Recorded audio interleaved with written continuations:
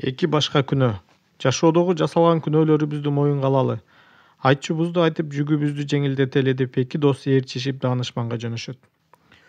Экөө жолдон өз өзүнчө ойго батышат. Биринчи адам өз өмүрүндө өтө оор күнөө кылгандыктан аны кантип айтып берем деп кыйналат. Экинчи адам болсо буго чоң күнөө жасаган, ал эми мен эмнеге баратам дейм да.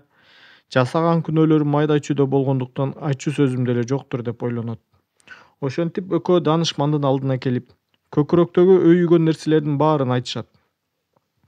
Аларды угуп бүткөн даанышман тапшырма берет. Ал ыраакта жаткан, кучакка араң толоор ташты көргөзүп, оор күнөө жасаганына ошону көтөрүп келсин дейт. Экинчисине болсо ошол эле жерден 100 майда ташты бирден алып кел дейт. Биринчи адам муун жүндөрү үзүлүп кетчүдөй кыйналып, айтылган жерге араң жетет да, мындай оор жүктүн денеси жанчыла түшкөндүктөн дароо жерге кулайт. Экинчиси болсо 100 ташты бирден ташып жатып эси оойт. Экөө тең тапшырманы аткарып бүткөндө эми таштарды кайра артка ташып, бирок ар бирин өз ордуларына койгула дейт буйрук. Мына ошондо экинчи адам 100 таштын ар бирин кайра бирден ташыганы аз келгенсип, алардын өз ордуларын таппай айласы кетет. Даанышмандын тапшырмасы эки доска жоон терисинен өткөрүлгөн чоң сабак болот.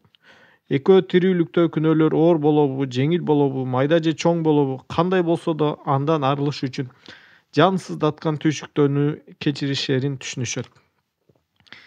Сенден сыздап калган адамдын көз жашынан корк. Анткени ал мага кайрылып жардам сурайт. Ошондо мен ага жардамга келем дейт Кудай. Омар Хайям, Перс ойчулу.